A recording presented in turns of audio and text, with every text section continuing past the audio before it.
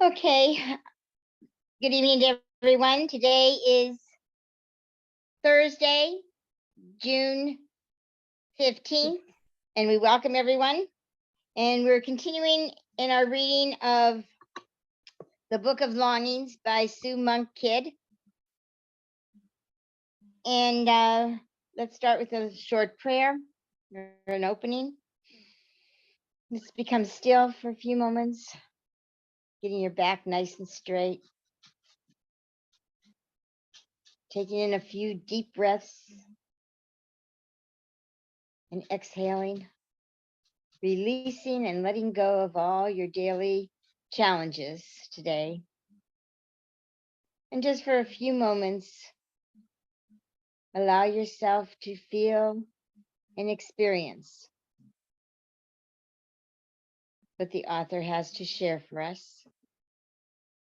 And open your heart and your mind to receive any guidance from the divine that you may feel. And if you feel moved to share, that would be great. We thank you, divine source of all that is, was, and will ever be, for our time together. We let it be so, and so it is. And so it is. On a spring day, midway through the month, the Egyptians called Vamanoth, Yalta and I were sitting beside the pond, she reading Homer's Odyssey, which was copied onto a thick codex, one of the more precious texts in Haran's library. I brought it to her with Thaddeus' permission, hoping it would fill her afternoons and attract and distract her mind from Chaya. Our clandestine hours in the scriptorium had lasted through the fall and winter. After the first month, Yalta limited her visits to once a week. In order to ward off any suspicions Thaddeus might have, there was only so much beer we could bring him. Our efforts had also been slowed when Haran suffered a stomach ailment and did not leave the house for several weeks. Nevertheless, we recently finished pursuing every scroll in the locked chest. We knew more about Haran's personal dealings than we cared to. Thaddeus was fat with beer, and we discovered nothing that suggested Chaya had ever existed. I lay back in the grasses and stared at shredded bits of cloud and wondered why Judas hadn't written to me. It normally took 3 months for a courier to bring a letter from Galilee. We've been in Alexandria for 12. Had Judas hired an unreliable courier, or perhaps something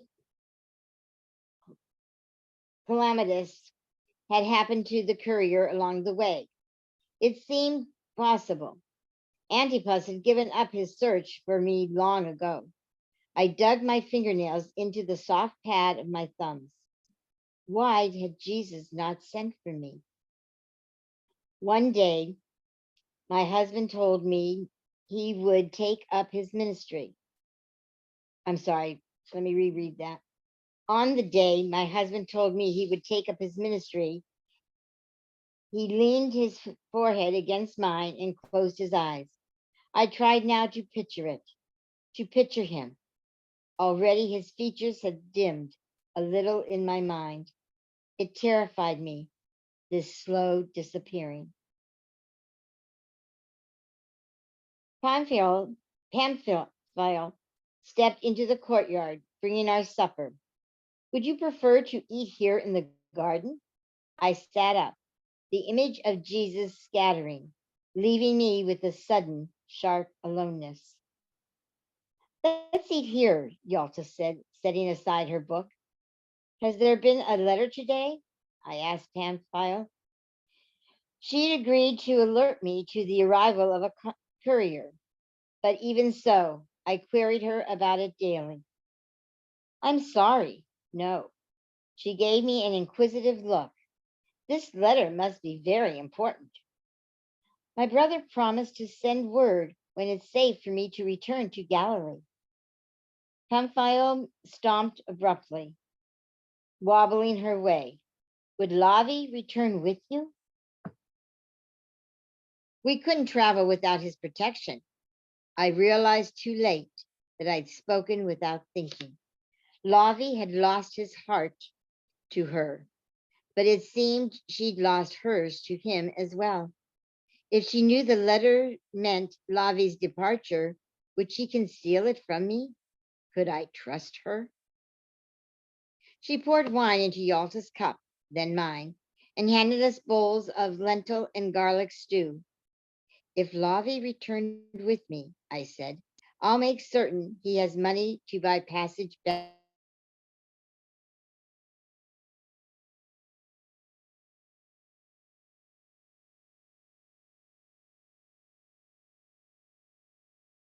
to Alexandria. Sakina, you're on mute.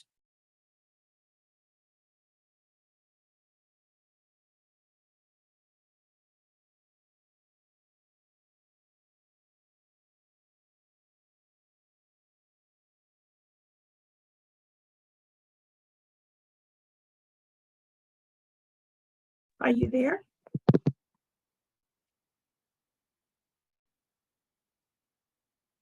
Okay. Are you, Harriet, okay. can Yeah.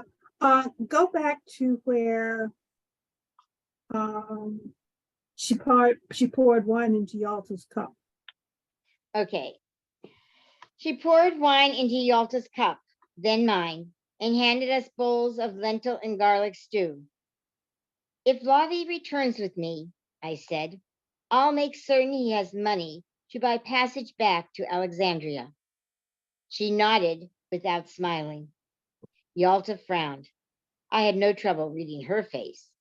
I understand you wish to secure her loyalty, but will there be money for such a promise? Other than the son, I'm sorry, other than the sum I'd set aside for our return, there was only enough drachmae to pay Haran's rent for 4 months, no more. When Pamphile had departed, Yalta's spoon thudded against her bowl. I, myself, could find no appetite. I lay back once more upon the earth, closed my eyes, and searched for his face. I couldn't find it. I pressed 5 drachma into Lavi's palm. Go to the market and purchase a travel pouch made of wool, one that will hold my scrolls. I led him to the stone jar in my sleeping chamber, pulled out the scrolls one by one, and spread them across my bed. As you see, our old leather pouch is no longer large enough. His eyes moved over my stockpile. There are 27 of them, I said. Afternoon light was falling from the small window, pale green from the palms. I stared at the scrolls, at years and years of begging and scrounging for the privilege of writing. Every word, every inkstroke, hard won and precious. And I felt something flood through me. I don't know if I would call it pride. It was more of a simple awareness that somehow I'd done this. I felt amazed suddenly. 27 scrolls. During the year we'd been here, I'd completed my narratives of the matriarchs in the Bible and also written an account of Jaya, the lost daughter, and Yalta, the searching mother. I took it to my aunt before the ink had fully dried. Upon reading it, she said, Jaya is lost, but her story isn't. And I felt that my words were a balm for her. I recreated the verses of grief for Susanna that I'd written on the potsherds I'd left behind in Nazareth. I couldn't remember all of them, but enough to satisfy me. I wrote the tale of my friendship with Phasaelus and her escape from Antipas, and finally of the household in Nazareth. Lavi looked up from the pile of stories. Does the new pouch mean we're traveling soon? I'm still awaiting the letter telling me it's safe to enter Galilee. I wish to be ready when it comes. I was in need of a larger pouch, it's true, but my motive in sending Lavi into the city was also ulterior. I was considering how to branch the matter. I'm sorry. I'm considering how to broach the matter when he said, I wish to marry Pamphile. I blinked at him, startled.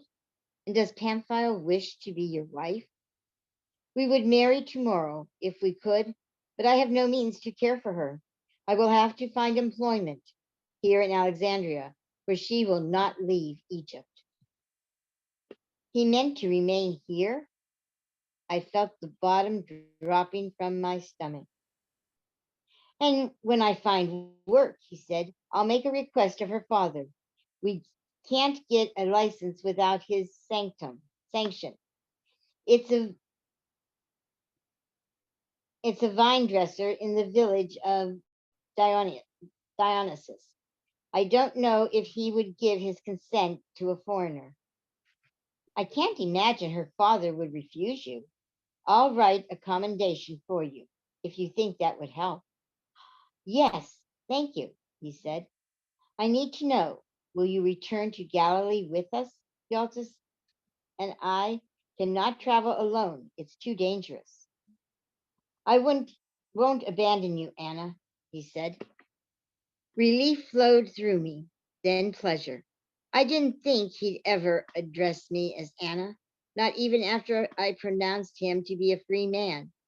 It seemed not just an act of friendship, but a quiet declaration of his autonomy.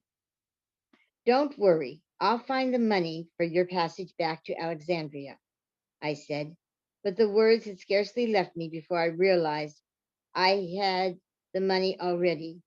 Later, letter or no letter from Judas, we had no choice but to leave when the money was depleted. We would simply depart earlier before I was required to pay the last month's rent. The surplus would pay Lavi's passage. Now go quickly to the market, I said. Go to the one near the harbor. That is not the closest, nor the largest. It would be better. Lavi, this is most important. I need you to also go to the harbor. Look for a ship from Caesarea. Take Seek out those who arrive on it, merchants, seamen, anyone. I wish for news of Antipas. It's possible he's no longer even alive. If he's ill or dead, we can return to Galilee with peace of mind. Any comments so far? No, but the plot is getting thicker. That's I faced about our quarter while Yalta read, pausing now and then to offer some commentary on Odysseus, who exasperated, Odysseus. huh? Odysseus, okay, who exasperated her by taking 10 years to get home to his wife after the Trojan War. She was no less annoyed with Penelope, who waited for him. I felt a remote kinship with Penelope. I knew a great deal about waiting for men. In the courtyard, the day was taking its leave. Lavi's knock, when it finally came, landed with faint, rapid thuds. When I opened the door, he didn't smile. He looked clenched and wary. I hadn't really expected to learn that we were free of Antipas. What was the chance the patriarch had died in the course of a year? But I hadn't imagined the intelligence Lavi gathered might be adverse. He removed a generously sized pouch of gray wool from his shoulder and handed it to me. The price was 3 drachmae. As he settled cross legged on the floor, I poured him a cup of Thraben wine. Yalta closed the codex, marking her place with the leather cord. The lamplight flickered and snapped. You have news? I said. He looked away. The hoods pulled low over his eyes.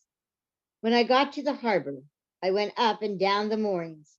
There were ships from Antioch and Rome, but none from Caesarea. I could see 3 ships beyond the lighthouse approaching, one with crimson on its sail. So I waited. As I thought, it was the Roman cargo ship from Caesarea. It carried some Jewish pilgrims returning from Passover in Jerusalem, but they wouldn't speak with me.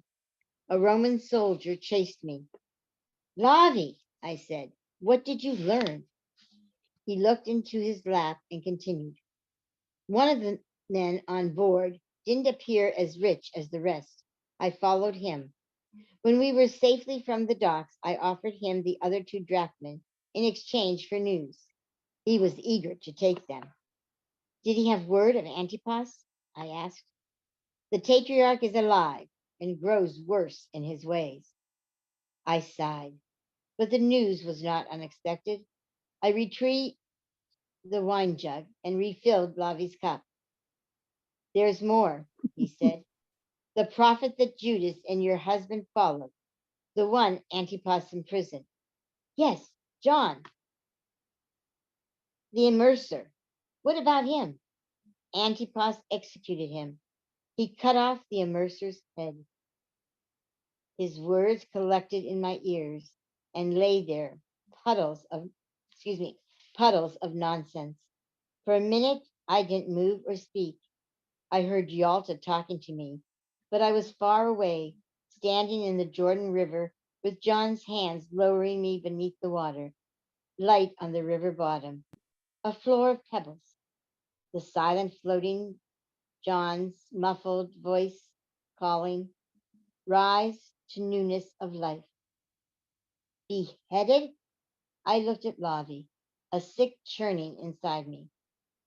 The servant you spoke with, is he certain of this?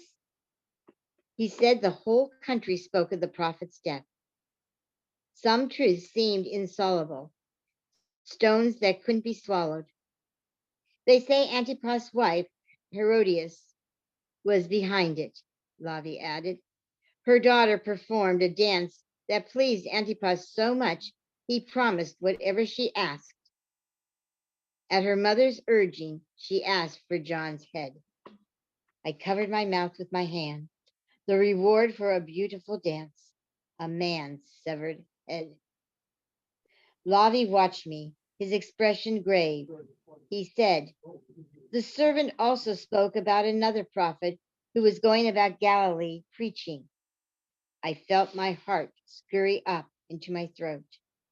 He heard the prophet preach to a great multitude on a hillside outside Capernaum. He spoke of it with awe. He said the prophet lashed out at hypocrites and proclaimed it was easier for a camel to pass through the eye of a needle than for a rich man to come into the kingdom of God. He blessed the poor, the meek, the outcast, and the merciful. He preached love, saying if a soldier forces you to carry his pack 1 mile, carry it 2. And if you're struck on one cheek, turn the other one. This servant said the prophet's following is even greater than the immersers, that people spoke of him as a Messiah, as King of the Jews. With that, Lavi fell quiet. I fell quiet too. The wooden door onto the courtyard was flung wide onto the Egyptian night. I listened to wind shake the palm fronds, the dark, tumbling world. As Yalta parted the veils that encircled my bed, I shut my eyes, feigning sleep. It was past the midnight hour. I know you're awake, Anna. We will talk now. She carried a beeswax candle, the light flickering under her chin and onto the bony ledge over her eyes. She rested the holder on the floor. and the choking sweetness of the wax filled my nostrils. As she squeezed beside me onto the pillows, I turned on my side away from her. Since Lavi's news 7 days ago, I'd been unable to speak of John's gruesome death or of my terror that his fate would become my husband's. I couldn't eat. I slept little. And when I did, I dreamed of dead messiahs and broken threads. Jesus on the hillside, sowing his revolution. That was a good thing, and I couldn't help but feel pride in him. The purpose that had burned in him for so long was finally being realized. Yet I was filled with a deep and immutable dread. At first, Yalta left me to my silence, believing I needed time alone. But now here she was, her head on my pillow. To avoid a fear, embolden it, she said. I said nothing. All shall be well, child. I reared up then.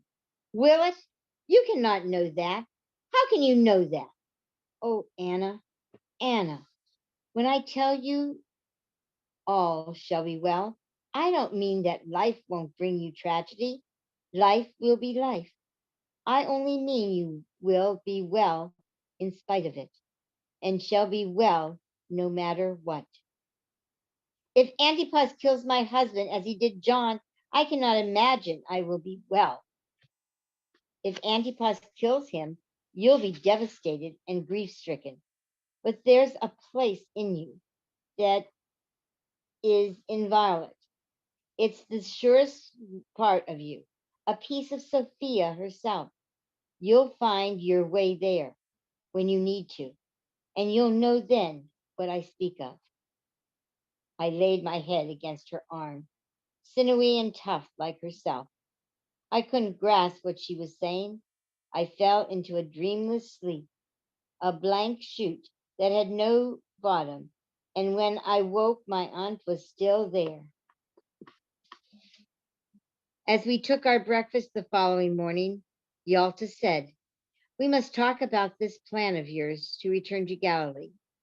She dipped her bread into the honey and pushed it into her mouth, dribbling the nectar onto her chin, and I felt my appetite return.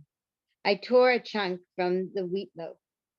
She said, you fear for Jesus' safety. I fear for yours.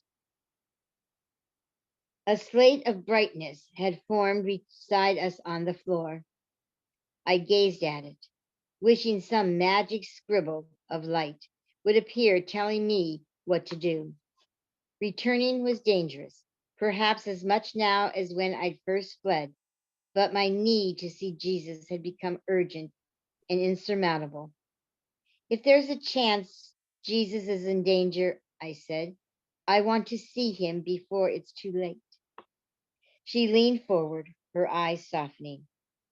If you return to him now, I'm afraid it would make Antipas more inclined to snatch Jesus as well.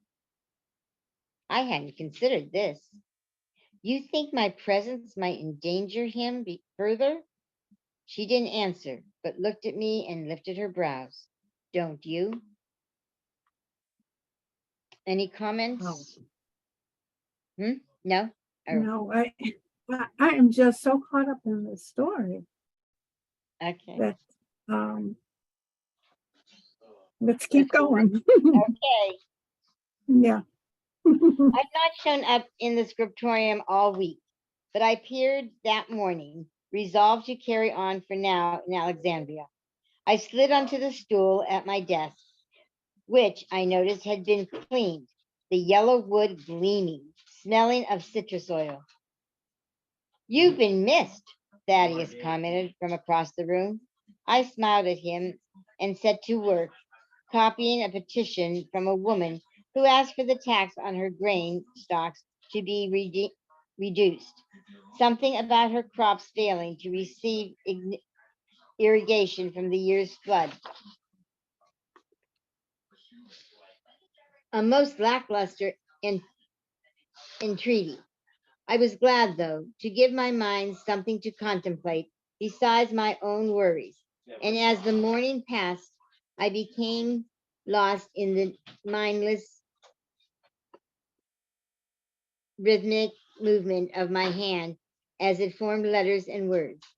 Thaddeus stayed awake, perhaps a little animated by my return. Near noon, catching me glance at him over my shoulder, he said, "May I inquire, Anna, what was it that you and your aunt were searching for in the scrolls?" I stared at him dumbly. Heat shot through me. "You knew?" "I enjoyed my sleep, and I thank you for it. But I did awake now and then, if only barely." How much had he actually seen? It crossed my mind to tell him that Yalta had been in need of tasks to fill her time and was assisting me with my work. Nothing more, but the words reached the precipice of my tongue and stalled. I didn't want to lie to him anymore. I said, "I took the key that unlocks the cabinet." We read the scrolls inside it, hoping to find some record of Yalta's daughter. He stroked his chin, and for an awful moment I thought he might go straight to Haran.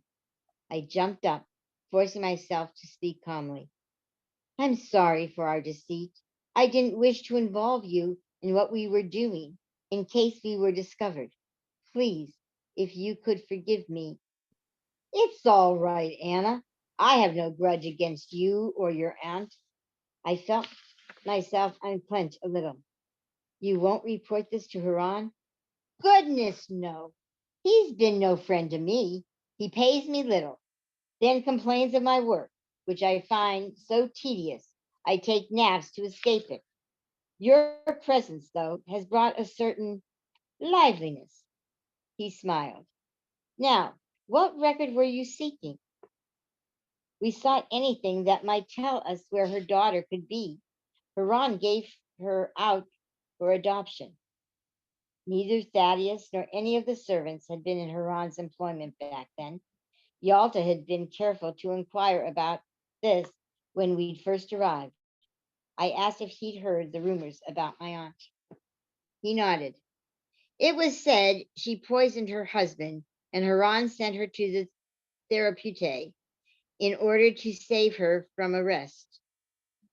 "She poisoned no one," I said indignantly. "What's her daughter's name?" he inquired. "Chaya," I told him. "She was 2 years old when my aunt last saw her." He squinted, tapping his fingers against his temple as if to dislodge some memory.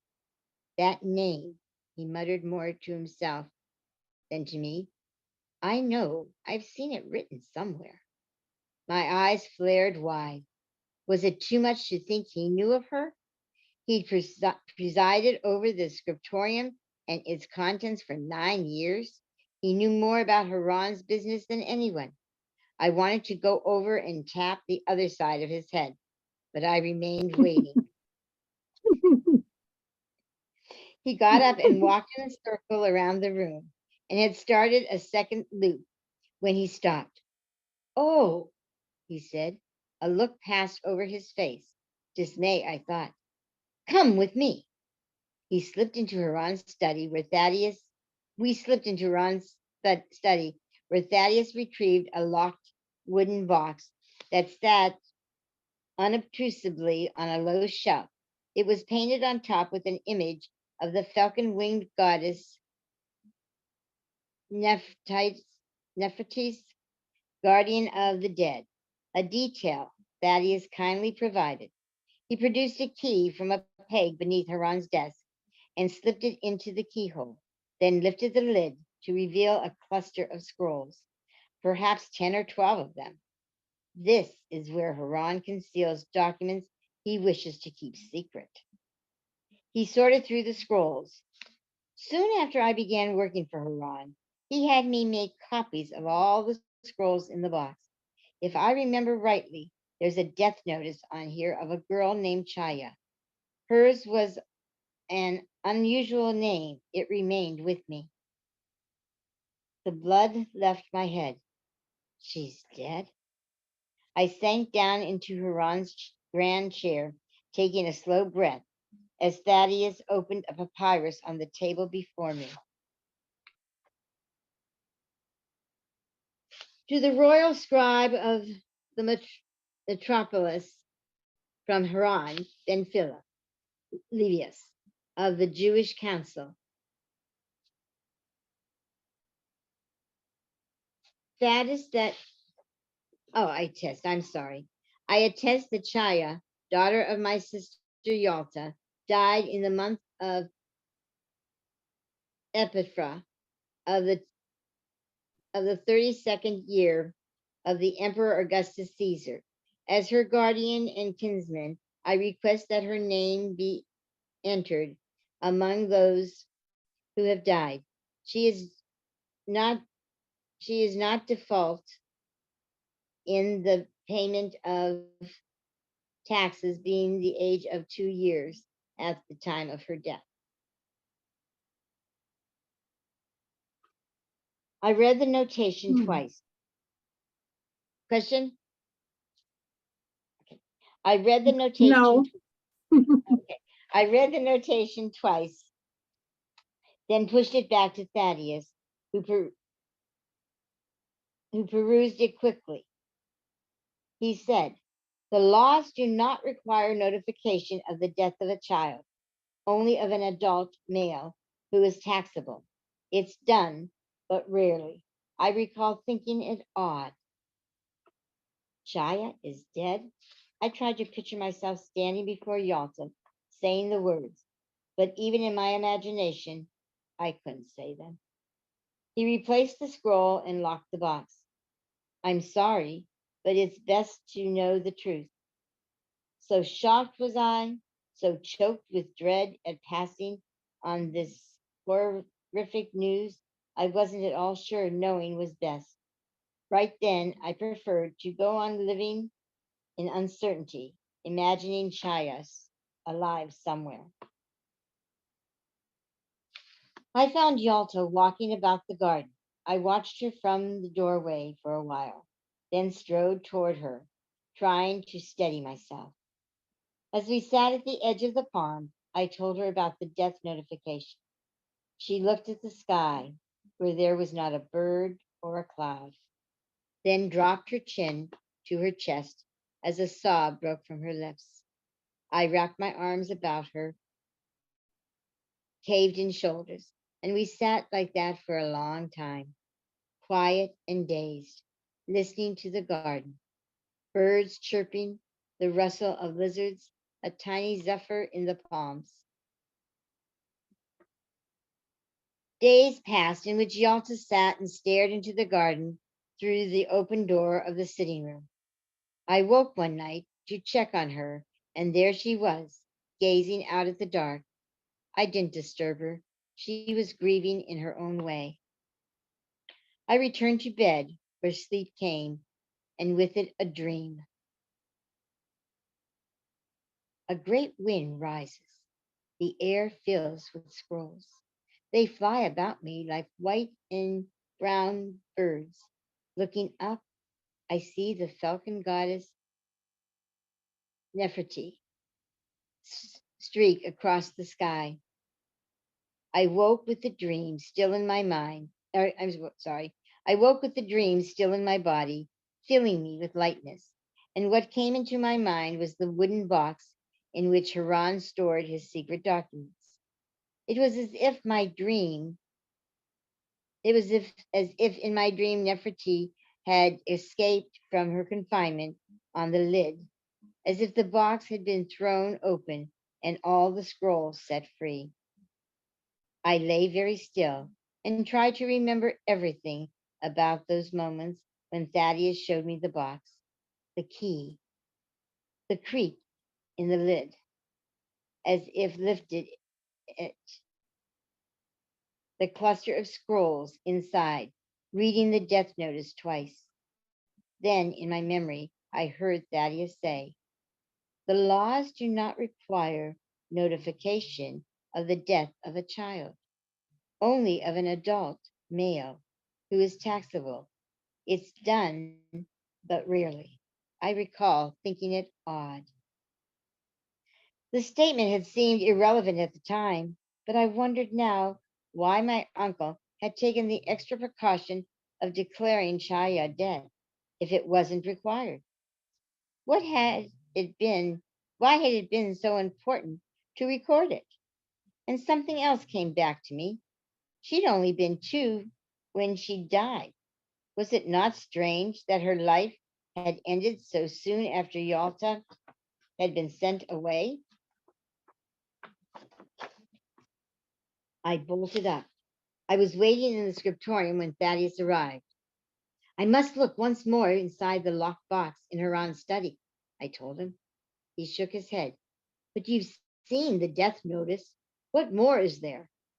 I thought better than to tell him about the dream or my feeling that something was amiss. I said, my uncle has already left to conduct his business in the city. It will be safe enough. It's not Haran I'm worried about, but his personal servant, the one with the shorn head. I knew which one he meant. He was said to grovel before Haran as well as snoot for him. Anything to ingratiate himself. We'll be quick, I promised, and gave him my most pleading look. He sighed and led me to the study. I counted 9 scrolls inside the box. I unraveled one and read a harsh repudiation of Haran's second wife for failing in her oath of fidelity. The second scroll was a settlement of their divorce. Thaddeus watched me, his eyes roving toward the door. I don't know what you're thinking. I don't know what you're looking for, but it would be prudent to read faster. I didn't know what I was looking for either. I smoothed open a third scroll, anchoring it on the table on the desk. Troik, son of Dios and a keeper of camels in the village of Sakina, his wife having died and left him toil and suffering. That does hand over his 2-year-old daughter, Diodora, to a priest of the temple of Isis for the sum of 1,400 silver drachmae. I stopped reading. My mind began to reel a little. Have you come upon something? He asked. There's mention of a 2-year-old girl. He started to question me further, but I held up my hand, signaling him to wait as I continued to read. The purchaser, who is granted anonymity by virtue of his stature as a representative of the goddess of Egypt, receives Diodora unto his legal ownership, and from this day will possess, own, and have proprietary rights over the girl. Choitok, henceforth, has no power to take back his daughter, and through this sale agreement, written in 2 copies, gives his consent and acknowledgement payment. Signed on behalf of Choitok, who knows no letters, by Haran ben Philip Livius. This day in the month of Evia, in the 32nd year of the reign of the illustrious Emperor Augustus Caesar. I lifted my head. Heat crept from my neck into my face, a kind of astonishment. Sophia, I whispered. What is it? What does it say? The 2-year-old belonged to a man named Choyak, a destitute father whose wife died. He sold his daughter as a slave to a priest. I glanced again at the document. The girl's name was Diodora. I rummaged in the box for Chaya's death certificate and placed the 2 documents side by side. 2-year-old Chaya, 2-year-old Diodora. Chaya died, and Diodora was sold in the same month of the same year. I didn't know if Thaddeus had arrived at the same supposition, as I had, I didn't take the time to inquire. I found Yalta Hmm. napping. Oh, go ahead. What? Go on. No, I just said, the plot Oh, thickens. I know. Yeah.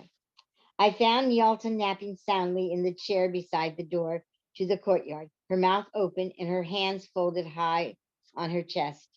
I knelt in front of her and softly called her name. When she didn't rouse, I gave her knee a shake. She opened her eyes, frowning, her forehead wrinkling up. Why did you wake me? She said, sounding annoyed. Aunt, it is good news.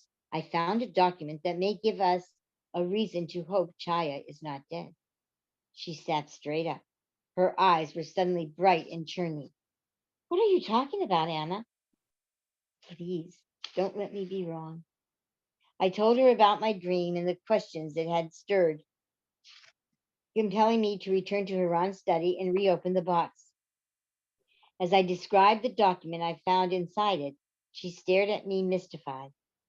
I said, the girl who was sold into bondage had the name Diodora. And don't you think it's peculiar that both Chaya and Diodora were the same age? That one died and the other sold as a slave in the same month of the same year? Yalta closed her eyes. They are the same girl. The certainty in her voice startled me. It impelled and excited me, too. Think of it, I said. What if it wasn't some poor camel keeper who sold a 2-year-old girl to the priest, but Haran himself? She gazed at me with sad, stunned wonder. And afterward, I continued, Haran concealed what he'd done with a notice of Chaya's death. Does this seem possible to you? I mean, do you think him capable of this? I think him capable of anything, and he would have good reason to cover up the deed. The synagogues here condemn selling Jewish children into slavery. Haran would be removed from the council of this if this was discovered. He could be cast out of the community altogether. Haran wanted people to believe Chira is dead, and yet he sold you. I'm sorry, I'm going to reread that. Haran wanted people to believe Chaya was dead, and yet he told you she'd been adopted. I wonder why. Do you think he wanted you to leave Alexandria believing she was loved and cared for? Maybe there's a speck of kindness in him be somewhere. Her laugh was bitter.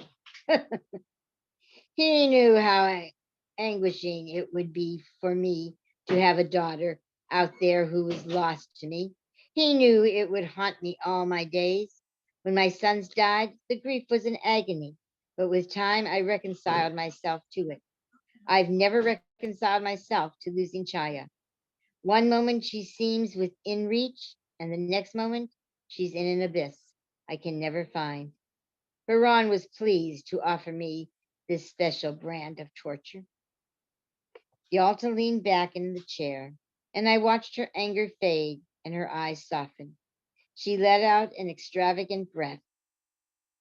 Did the document record the name of the priest who bought the girl, or what temple he served? He asked. It mentioned neither. Then Chaya could be anywhere in Egypt, here in Alexandria, or as far as Philae. Finding her suddenly seemed impossible. I could tell by the disappointment in my aunt's face that she thought so too. She said, it's enough that Chaya is alive. But of course, it wasn't. You know, I was thinking as you were reading this, how in ancient times, people seem to have more insight and they weren't as clueless as people are in modern times. And I don't want to say foretelling, but in knowing something and knowing that it's true, even though they don't have any kind of proof that it is true. They seem to, from the things that I've read and all, people in ancient times or in past times, maybe not so ancient, they seem to have more instinctual insights into things than people do in modern times. Yes, I agree with you. And Um, I think and feel that it's because the things of today, newspapers, the TV, computers, being able to travel by car, horse, or whatever, we're distracted mhm, and we're not given the time to just sit and listen to, like in that one passage, listen to the garden, listen to nature, right. listen to what's going on inside of us. We so busy that we don't take that time. And Mhm, that's why some spiritual venues or talk about meditation, taking that time. mhm, Where I think back in ancient exactly, times, right. people, once they got their chores done, they didn't have a TV to watch or a radio to listen to or a newspaper to read. You know, they more or less could just go out and sit Mhm, and just listen to the birds chirping. Maybe right. something is going on in that. I belonged for a while to an Indian group, and the wise woman in the group, she gave us an assignment, and she said, "What I want you to do is go and sit outside and ask a question, and then as you hear a bird chirp or you hear a bee buzzing, count, and then when you get to that number, see what it might mean." You know, and it was an interesting experiment or an interesting activity to do, because I found for myself when I would ask a question, all of a sudden a bird would start chirping. And for me, it was always a bird chirping that I was hearing, and that. Mhm, Um, and then at night, we always had at the retreat outings, you had somebody who was going to be keep the fire going. So you had fire keepers, and you had every 2 hours, mhm, different group of fire keepers would come to keep the fire burning to make sure that it didn't go out during the 3 days of this retreat. So you had time sitting under the mhm, stars in the dark. You weren't allowed to talk, and so you were just contemplating. You were just kind of meditating. You were just sitting mhm, in silence and that type of thing. We don't do that often. Even if you do meditate, sometimes your mind, the more you try to empty your mind, the more thoughts seem to flood in, you know, and that. mhm, But I agree with mhm. you, and I feel the human is becoming dummied down from what it was in Yeah, ancient times. And even yeah. when you were a little girl and I was a little girl, I think in one hand we were smarter than little girls that are our age when we were little now, because they're not given that chance Mhm. to just be kids, climb a tree and just sit in the tree and you know type of thing. And I don't know Yes, yes. how you feel, And but that's mo- that's kind of how I feel. no, I was just, yeah, I had all, and for 4 years I was an only child. My brother was 4 years younger than me, 4 years and 3 months younger than me. So during that time, and of course we lived out in the country, so the neighbors were not, you know, right next door. They were next door, but not right next door. And I could go out in the backyard or wherever and just sit under the tree and, like you said, listen to the birds, watch the butterflies, Daydream. smell whatever smells. Yeah, exactly. And I had a wonderful experience. This was some years ago after I moved back to Virginia. And I went on a retreat.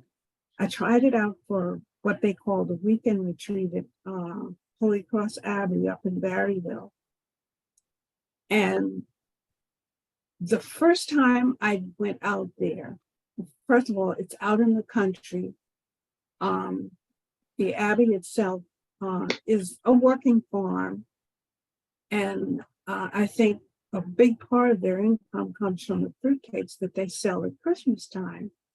But it's all monks or fathers or male members of the Catholic Church. And the first time I went out there, the minute I turned off of the public highway onto the lane that drove up to the retreat house, I got such a feeling of peace. Is the only way I can describe it right now. But it was a feeling that came over me that I never felt it any of the other times, in future times that I went up there, but it was that first time. And silence was the order of the day. Retreat to them meant just being silent, contemplating. There was no structured program or anything. You could do whatever you want. And I made sure that what I took with me were books, that were inspirational and not something that would busy the mind, so to speak, but just things that I could contemplate on and learn to quiet my mind. But the first time I went, like I said, I did the weekend retreat, was from Friday afternoon to Sunday noon. And then all the other times that I went up there, I did the whole week. And that was from Monday. I usually arrived sometime afternoon on Monday.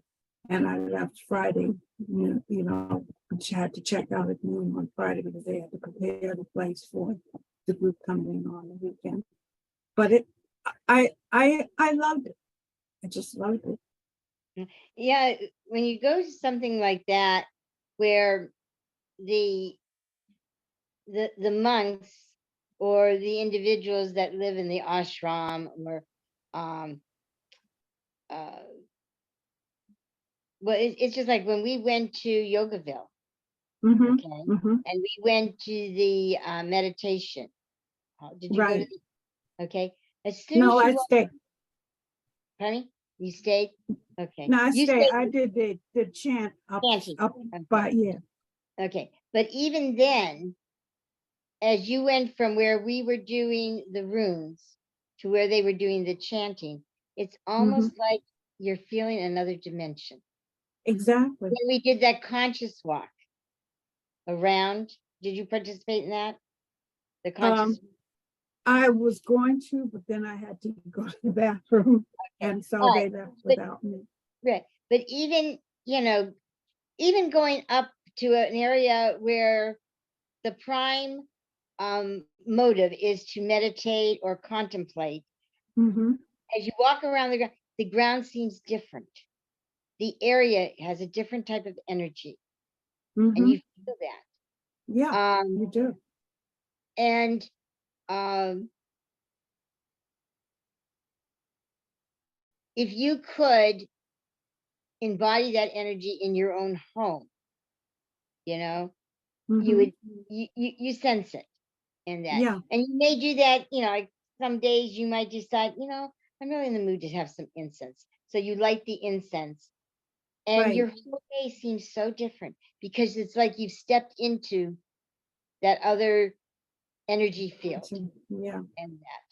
and that's why I agree with you that back in ancient early times, people seemed more in tune with their inner guidance or Voice. certain things that happen. They put more stock into them than Mm-hmm. people do today. And it's because we may try, but because of all of the activity, all the things we need to get done or want to get done or think they need to get done, they get in the way, you Exactly. know? Yeah. And that's why it's important. The Dalai Lama said it's important to do both kinds of meditation. passive meditation where you just sit and don't even think of trying to meditate. Just sit and Mm-hmm. allow whatever to happen.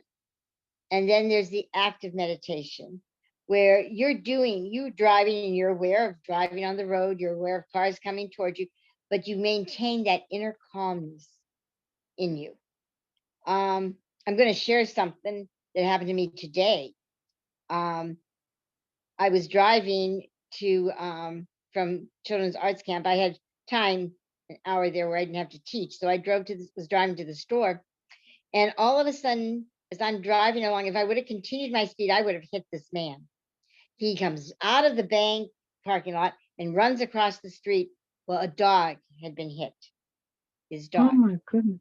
And so I pulled over the side of the road because I thought, God, if I hadn't seen him, I would have killed this person at the speed I Mm-hmm. was going. I was going about 45 miles an hour, which is the speed limit in that area. But if Right. I continued to maintain that, I would have killed this man. Anyway, I Mm-hmm. pulled over and I could feel my heart kind of thumping. And it was his dog.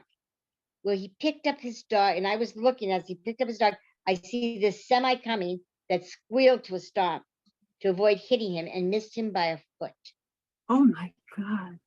And the man just kept running across the street. And I'm thinking to myself, the divine was there, Mm-hmm. you know, because neither the man in the semi, he was able to stop. I mean, he came to a screeching halt, but he must have seen it because you can't just stop Fine. there. If you're going No, 60, not a it big takes truck about like 60. that. Yeah, No. you know, he could have been killed too, Yeah. Mm-hmm. injured and stuff. And when I got to the store, I realized I drove from the bank to the store, which was just down the road a little bit, maybe about quarter mile, half mile. And I noticed my hands were as calm as can be, and I didn't feel my heart pumping like it had when that happened. Earlier. Right, And right. I just felt this sense of calmness that unbeknownst to us, the divine is always protecting us in some way. That is How I so saw true. that man, I don't know. I was driving along, and all of a sudden he was there, and my car just stopped. You know, Mm-hmm. and Mm-hmm. I mean, I put my foot on the brake, and it's naturally it stopped. But something within me made me aware of this man running across the street. Exactly. You know, Exactly. and that. Exactly. So anyway, that's to me, that's the That's our active meditation. That's our guardian angel protecting us. And to me, that's that active meditation that you're so focused on what you're doing. Mm-hmm. And I was focused on driving. So therefore, yes, that man, I avoided hitting him, but I had to stop, to allow Mm-hmm. myself to realize that, yes, you were very focused because you could have killed him if you hadn't been focused. And that's what active meditation is, to be focused on what you're doing at the Right. time. Yeah. So, Exactly. okay, we ready to continue? Yep.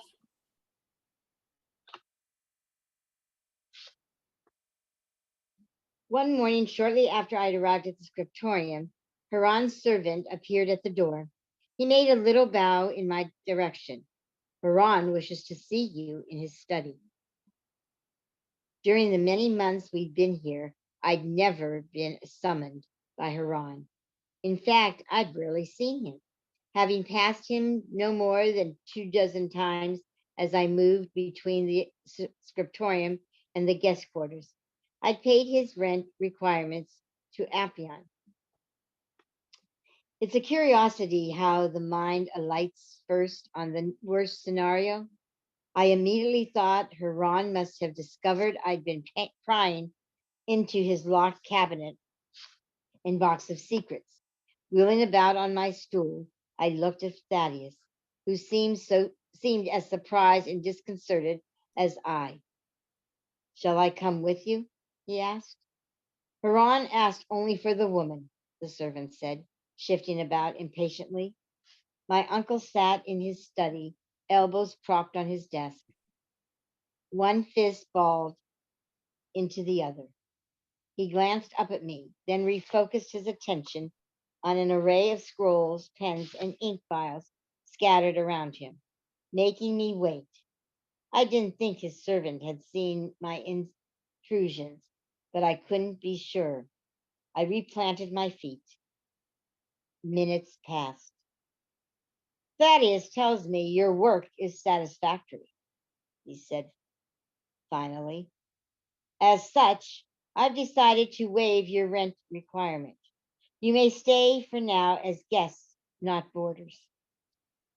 Guests, prisoners. There was little difference. Thank you, Uncle. I tried to smile at him. It helped immensely that he had a dab of ink on the side of his nose, which he placed there with his smudged finger. He cleared his throat. I leave tomorrow to inspect my papyrus crops and workshops. I travel to Terenthius, Letipus, and Memphis, and expect to be away for 4 weeks. We'd been shut up in his house for nearly a year and a half, but here it was, sweet freedom. It was all I could do to keep from breaking into song and dance. I've bidden you here, he said, to advise you in person that my absence does not change our agreement. If you or my sister leave the house, you will forfeit your right to remain here, and I will have no choice but to renew the charge of murder against you. I've instructed Appian to watch you. He will report your movements to me. Sweet, sweet, sweet Rita. Finding no trace of Yalta in our rooms, I hurried to the servants' quarters, where she sometimes retreated. I found her with Pamphile and Lavi hunched over a game of senet, moving her ebony pawn over the board, trying to be the first player to pass into the afterlife.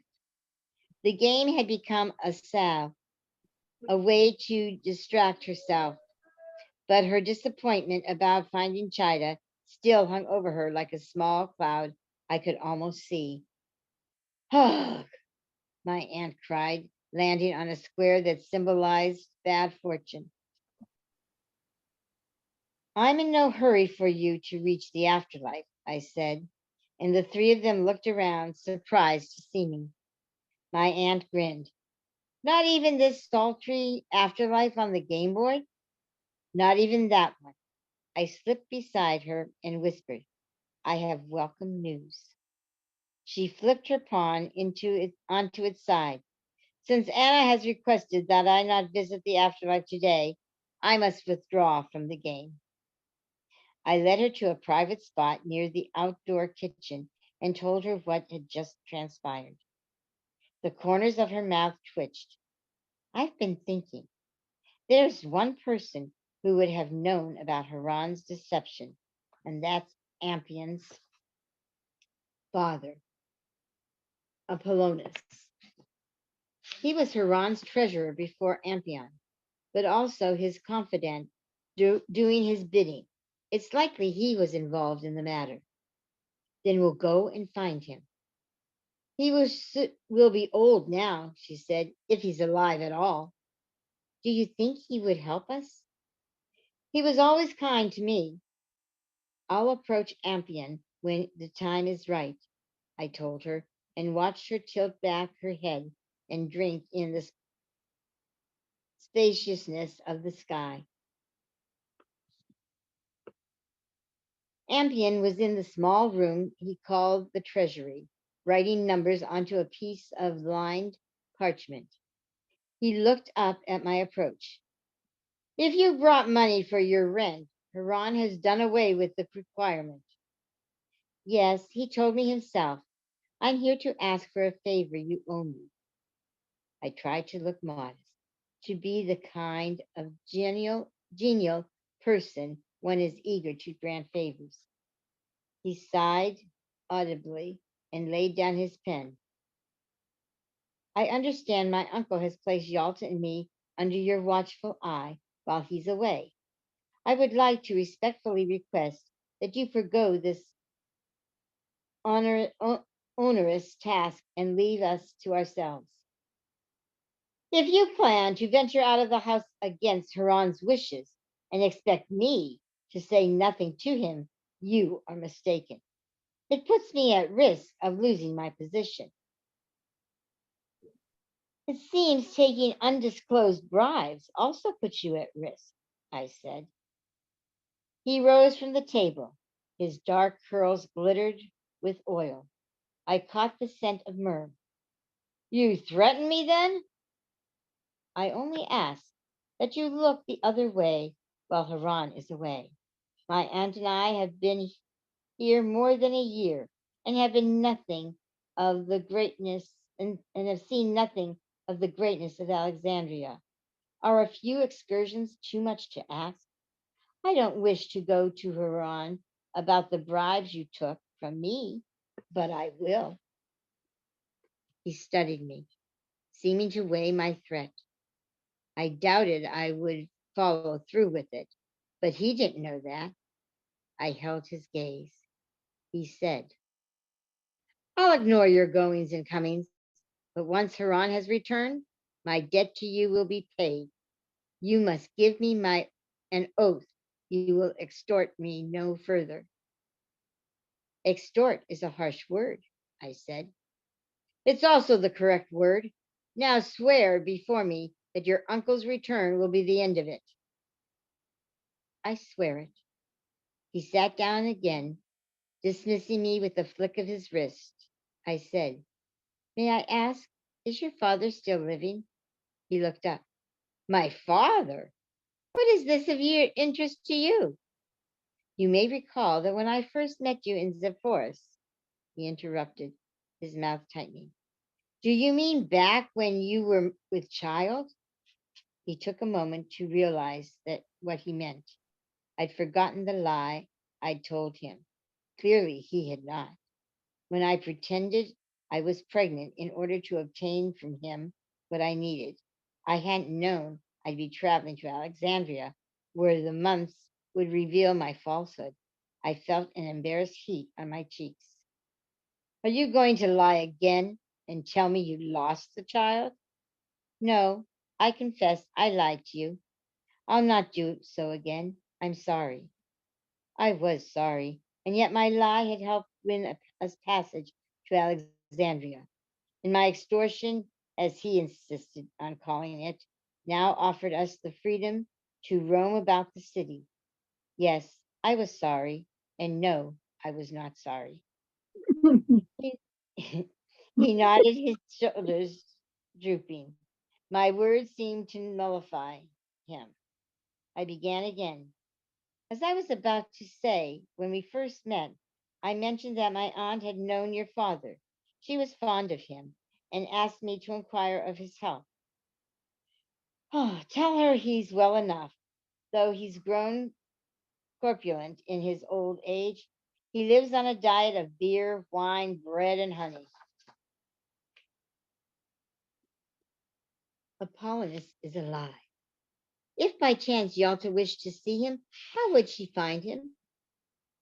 I don't wish to give you another reason to stray from the house, but it seems you plan to do so anyway. My father can be found at the library, where he goes each day to join the enclave of men who sit in the colonnade and debate exactly how far God is from the world. 1,000 eaters, or 7 times 1,000? They think God far? They are Polonius and Stoics and followers of the Jewish philosopher Philo. I hardly know what they think. This time, when he flicked his wrist, I left. I moved along the canopic way as if thrust from above, flying ahead of Yalta and Lavi, and then having to pause for them to catch up. In the center of the street, narrow pools of water cascaded one into the other for as far as I could see, and hundreds of copper pots filled with kindling lined the sides, waiting to be set afire at night to light the thoroughfare. The women were clad in blue, black, or white tunics, cinched under their breasts. with bright colored ribbons, making me conscious of my plain Nazareth dress, clinging, I'm sorry, plain Nazareth dress, dingy, undyed flax. As they passed, I studied their coiled silver snake bracelets, hoop earrings, and hoop earrings with dangling pearls, their eyes lined in green and black, hair swept into knots atop their heads, with a row of curls on their foreheads. I pulled my long single braid over my shoulder and held onto it as if it were the end of a tether. Nearing the royal quarter, I spied my first obelisk, a tall, narrow structure that jutted toward the sky. I craned my head back and studied it. It's a monument to a particular part of the male body, Yalta said, perfectly serious. I looked at it again and heard Lave laugh. Then Yalta. I didn't say so, but I had no trouble believing their jest. They are more useful as timekeepers, she said, inspecting the long, bright black shadow the obelisk cast. It's 2 hours past noon. We've tarried long enough.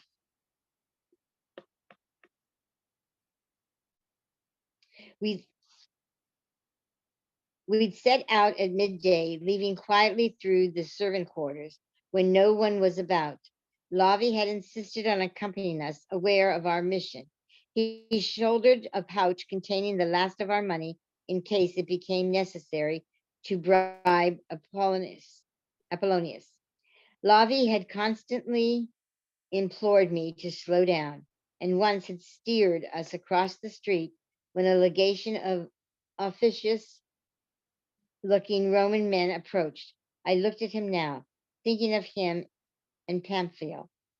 They seemed no closer to realizing their plans to marry than when he had first told me about them. At the entrance to the library complex, I halted and drew an odd breath, my palms coming together under my chin. Before me, two colonnades stretched along either side of a vast courtyard that led to a magnificent building of white marble. Finding my voice, I said, I cannot seek out Apollonius until I've seen inside the library. I knew there to be 10 halls containing the 500,000 texts Yalta had told me about. My heart was running rampant. My aunt linked her arm in mine. Nor I. We wound through the courtyard, which was dense with people whom I imagined to be philosophers, astronomers, historians, mathematicians, poets, every kind of scholar, though they were likely ordinary citizens. Reaching the steps, I read the Greek inscription carved over the doors, a healing sanctum, and scrambled up them two at a time. Inside, dimness hit my eyes first, followed by lamplight. A moment later, the walls came alive with brightly hued paintings of ibis-headed men and lion-headed women. We moved along the dazzling corridor covered with gods, goddesses, solar discs, and all-seeing eyes. There were boats, birds, chariots, harps, plows, and rainbow wings. Thousands of glyphs. Huh? Glyphs? Yeah. Sorry. Thousands of glyphs. I had the sensation of floating through a storied world. When we arrived in the first hall, I could barely take in the sprawling room with its cubicles reaching toward the ceiling, each one labeled and stuffed with scrolls and leather bound codices. In Hedronus' exaltation to Inanna was likely in here, as well as at least a few works by female Greek philosophers. It seemed absurd to think my own writings might be housed here one day, too. But I stood there and let myself imagine it. As we moved from hall to hall, I became aware of young men in short white tunics, dashing about, some carrying armloads of papyri, others on ladders arranging scrolls in cubicles or dusting them with tufts of feathers. I noticed that Lavi watched them intently. You are very quiet, Yalta said, sidling next to me. Is the library all you hoped? It's a holy of holies, I said, and it was, but I could feel the tiny lump of anger tucked beneath my awe. A half million scrolls and codices were within these walls, and all but a handful were by men. They had written the known world. At Yalta's urging, we turned back to search for Apollonius and the men who debated the distance to God and back. We found them seated beneath one of the colonnades, as Appian had predicted. He's the ample one with purple on his tunic, Yalta said, pausing in a niche to observe him. How will we manage to draw him away from the others? I asked. Are you going to boldly interrupt him? He was at that moment ardently debating some point. The three of us will proceed along the colonnade, and when we draw near him, I'll call out, Apollonius, it's you! I'm shocked to come upon you.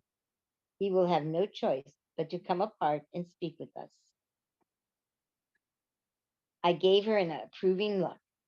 What if he tells Haran of his encounter with us? I don't think he'll do so, but we have no choice. He's our only way. We did as she suggested, and Apollonius, though oblivious to our identities, left his bench and came aside to greet us. Do you not recognize an old friend? Yalta asked. I'm Yalta, the sister of Haran. A pain expression entered his face, pacing quickly, followed by a gush of pleasure. Ah, yes, I see now. You've returned from Galilee. And I brought back my niece, Anna, the daughter of my youngest brother. His gaze swept over me, then over Lavi, prompting her to introduce him as well. The old treasurer bestowed a surplus of smiles on us, his belly so rotund he was forced to bend backward from his waist as a counterbalance. I could smell the cinnamon oil on him. Do you reside with Haran? He asked. We had nowhere else, Yalta said.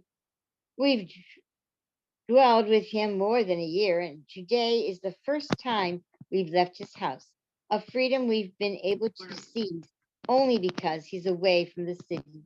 He forbids us to leave the house. She feigned a look of distress, or perhaps it was real. I trust you won't tell him we slipped out. No, no, of course not.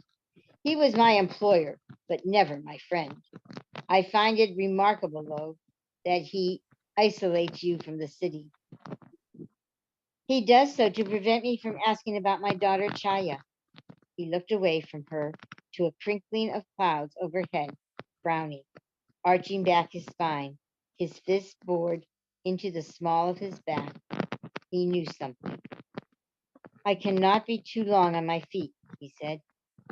The four of us made our way to a pair of benches near his fellow debaters, the old man grunting heavily as he sat.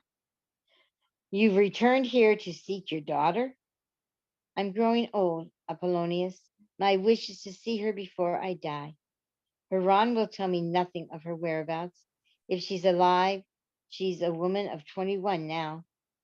I may be able to help you, but first I must have your word and that of your niece and your friend that you won't reveal how you've come to know what I'm about to tell you, especially Haran. We reassured him quickly, and he suddenly appeared pale and breathless, sweat and oil beading in the folds of his neck. He said, I've wished many times I could relieve myself of this burden before I die. He shook his head, pausing for far too many minutes before continuing. Haran sold her to a priest who served in the temple of Isis Medica here in Alexandria. I myself recovered the transaction. Having confessed, he sank back, seemingly exhausted, his head resting on the great orb of his body. We waited. I've wished for a way to repay you for my part in it, he said, unable to meet Yalta's gaze. I did as Haran asked, and I came to regret it. Do you know the name of this priest or where Chira might now be? Yalta asked. I made it my business to know. For all these years, I've kept abreast of her from a distance. The priest died some years ago. He freed her before his death. She was raised as an attendant in the healing precinct of Isis Medica. She serves there still. Tell me, Yalta said, and I saw the effort in her face to remain composed. Why would Haran choose to sell my daughter? He could have given her in adoption, like to me. He falsely told me he did. Who can decipher Haran's heart? I only know he wanted to be rid of the child in a way that would leave no trace. An adoption would have required triple documents, one for Haran, one for the adopted parents, and one for the royal scribe. And the parents would have been named, unlike the priest, who could be kept anonymous. He pushed himself up from the bench. When you go to Isis Medica, ask for Diodora. It's the only name Chira knows. She was raised as an Egyptian, not a Jew. As he turned to leave, I said, the men in the library who wear the white tunics and climb the ladders, who are they? We call them librarians. They keep the books ordered and cataloged and retrieve them for scholars at the university. You will see them running a great speed delivering them. Some of them sell copies to the public. Others assist the scribes in procuring inks and papyri. A fortunate few are sent on expeditions to purchase books in distant lands. Lavi would make an excellent librarian, I said, looking at my friend to judge his reaction. He straightened. From pride, I thought. Does the position pay well? Lavi asked. Well, enough, Apollonius said, suddenly wary and in surprise. It seemed that Lavi spoke to him directly, but the positions are hard to acquire. Most are passed from father to son. You said you wished to repay me for your part in Haran's sin, Yalta said. You can do so by obtaining this employment for our friend. Flustered, Apollonius opened and closed his mouth several times before saying, I don't know. It would be difficult. You have much influence, Yalta said. There must be many people who owe you favors. Securing the post for Lavi won't make up for selling my daughter, but it would repay your debt to me. It will make the burden of guilt you've carried lighter. The old man glanced at Lavi. He would start as a low-paying apprentice, and the training is rigorous. He must be able to read Greek. Can he do that? I read it, Lavi said. This news astounded me. Perhaps he'd learned to read Greek in Tiberias. Yes, then I'll do what I can, Apollonius said. As the old man left, Lavi whispered to me, would you teach me to read Greek?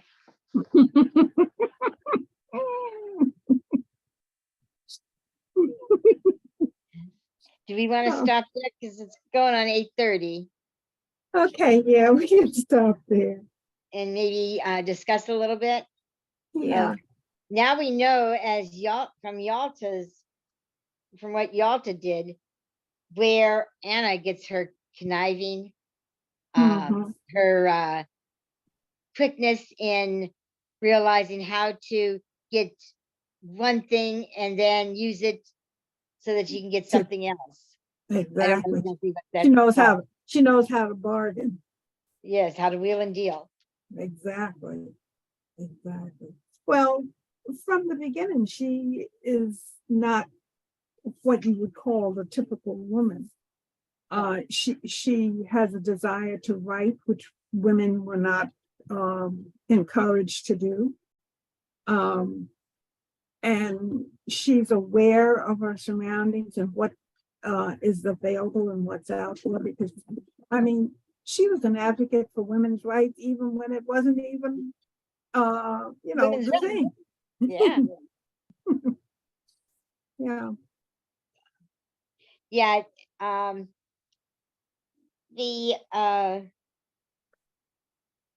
the author describes almost as if she lived there, because you can, as she talks about the different scents and Mhm. smells and sights, it's like all of a sudden you're taken out of this moment excuse me, I apologize, this moment that you're in and put back into that time. Exactly. And to me, that's what a good writer is. They take you wherever the action is going on, and you can see yourself right in the middle of everything that's happening in the story But itself. just like when she mentioned about Apollonius having that smell of cinnamon, Hmm. you could smell the cinnamon. And when she describes the colonnade is just filled with people and that. Hmm. Hmm. Yeah, because when she was describing their meandering through the library, I felt myself there, you Yeah. know? And you could see the men in white tunics bustling about and on ladders and you Right, know, exactly, yeah. um I love books, as you guys realized when you came here, but I would like to have been there. Well, I call myself a bookaholic. Did I ever Yeah. tell you about when my boys were younger, we were living in Pennsylvania, and we would on the weekends, because I worked weeks and of course they had school, and very often on the weekends we would visit different malls in the area. And whenever we go to the mall, and if it was a mall that we'd never been to before, one of my sons would walk a little bit ahead of me. And when we got anywhere near a bookstore, they would try and distract me and get my attention in the opposite direction so that they would walk right on by the bookstore. But what would happen is, if they decided to go somewhere or they wanted to, wander around, they knew where they could find me when we got ready to go. Yeah. But no, I love books because I travel with books. And when I say I travel with books, I mean literally and figuratively. Yeah. Well, books are a great companion. And um I had a I had a fifth grade teacher that said you are never lonely if you have a book in your hand. And that's so true. Hmm. That is so true. And even if you were alone, the adventure of what was happening in the story, and even even in reading nonfiction, um, you can get caught up in what's going on, because when it's nonfiction, usually it's something where you're trying to gain information and understanding and knowledge. And with me, it takes me a long time to read, especially a history book, because that's my passion. Because when they put the little numbers or letters, for Go the and check it. footnotes, I take the time to read those or check those out, to see what they have to say, as far as the asides kind of thing. So it takes me a long time to get through a history, especially a history book. Yeah. Yeah. And I don't, to be honest with you, even though they have now Kindle and books on the computer and all that Mhm. type of thing, I don't think we will ever lose the need to actually feel and hold the book in your hand, Exactly. and, and Exactly. to do that. Oh my Yeah. God. I'm gonna get my charger. I'm losing you. It's getting Okay. really dark in here. So I don't know if you want to connect Penelope. Let Penelope know where we're at. Oh, okay. Um, I don't know, maybe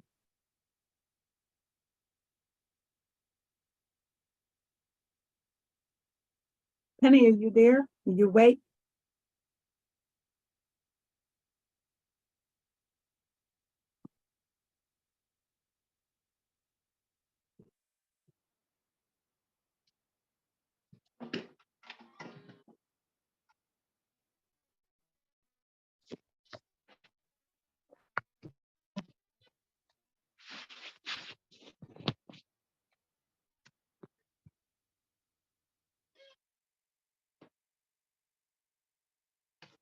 Okay, I'm back here.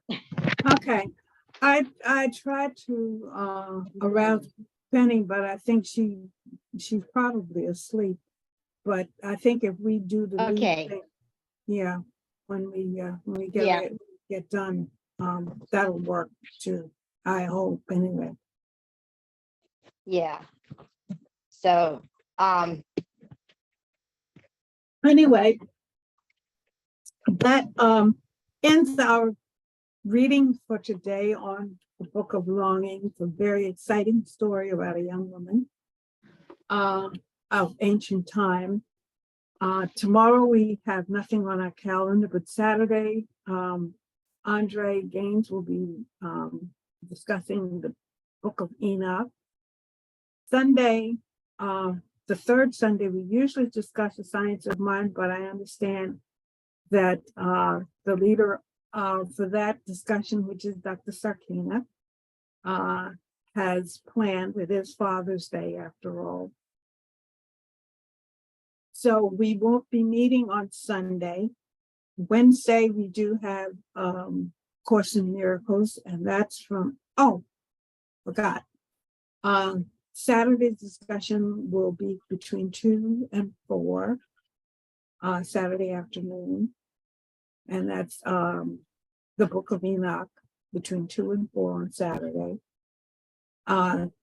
Wednesday, we have A Course in Miracles. Sunday, we're taking the day off. And on Thursday, we're right back to a week from now, and we'll be back with our Book of Longings. And depending on how stable his equipment is, I am between 11 and 12 on Thursday morning. But you will be notified if we're going to have that session. Thursday evening between 7 and 8:30, the Book of Longings with Dr. Sakina. And that's it as far as our calendar is concerned. did you, Oh, now do you want to mention anything about the 24th? thank you. I forgot about that. On the 24th, we're having a, I think she's called, I'm not sure what she's calling it, but it has to do with tarot cards, and we're inviting all who are interested to come, bring your tarot cards. It will be potluck as far as our meal is concerned. And it will be at Penelope's house, and she will be sending out details as far as the time and all of that. I think that's it. Just don't forget to subscribe, like, and comment on our YouTube page or YouTube channel. And that's it. Okay, good. Do you want to lead in prayer, or do you want me to close the prayer? I can do that. Okay. Let us sit back, taking a full, deep, cleansing breath. Surround ourselves with a white cloud of purity and protection and love. And let us be grateful for this time that we've had together, reading this Book of Longings and learning of the struggles of women and people of ancient times. And let us take lessons from their experiences and their adventures and apply and see how we can use those adventures and their lives and how they conduct their lives for ourselves, making this world a better place, not only for us, but for future generations. And let us all remember to come together again on Saturday and enjoy the rest of our day today and tomorrow as well. And so it is. And so it is. That was beautiful, Harriet. Thank you. Thank you. Okay. Bye all. Bye. Bye-bye. See you All later. right. Bye-bye. Have a wonderful week and be blessed. You too. I don't know if I can do the, I'm not being the thingamajiggy. I don't know if I can Yeah, I don't stop the know. recording. I don't know how we turn the recording off. Let me press 9. Let me see if, I don't no, know. I don't think I can do it. Yeah. Penny, are you there?